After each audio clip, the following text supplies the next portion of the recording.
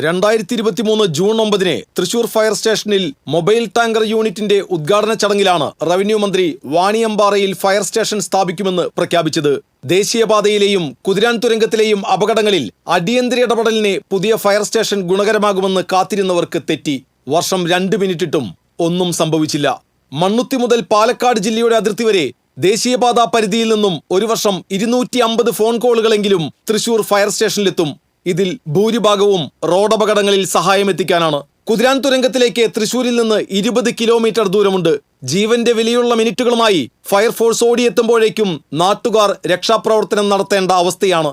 എപ്പോഴും ജാഗ്രത പുലർത്തേണ്ട ഇടമാണ് കുതിരാൻ തുരങ്കം. കുതിരാൻ തുരങ്കം കേന്ദ്രീകരിച്ച് മാത്രം ഫയർഫോഴ്സിന്റെ സേവനം ആവശ്യമായിരിക്കെയാണ് കുറ്റകരമായ അനാസ്ഥ തുടരുന്നത്. അപകടങ്ങളിൽ സഹായമെത്തിക്കാനും ഗതാഗത തടസ്സം നീക്കാനും ക്രെയിൻ ഉൾപ്പെടെ സജ്ജീകരിച്ച പുതിയ സ്റ്റേഷന്റെ ആവശ്യകത ഏറെയാണ്. 2018 ഉദ്യോഗസ്ഥ ഭരണപരിഷ്കാര വകുപ്പ് സർക്കാരിന് നൽകിയ റിപ്പോർട്ടിൽ മേഖലയിൽ ഫയർ സ്റ്റേഷന്റെ ആവശ്യകതയെക്കുറിച്ച് ചൂണ്ടിക്കാട്ടിയിരുന്നു. കുതിരാൻ തുരങ്കം ഉൾപ്പെടുന്ന പ്രദേശത്ത് ഒരു ഫയർ സ്റ്റേഷന്റെ ആവശ്യകത ഏതൊരു സാധാരണക്കാരന് പോലും മനസ്സിലാകും. വാഗ്ദാനങ്ങൾ വാക്കിലൊതുക്കാതെ ഫയർ സ്റ്റേഷൻ യാഥാർത്ഥ്യമാക്കുക എന്നത് അനിവാര്യമായ കാര്യമാണ്. TCVക്ക് വേണ്ടി ക്യാമറമാൻ ഷിബി പോട്ടോറിനോടൊപ്പം മുകേഷ് ലാൽ.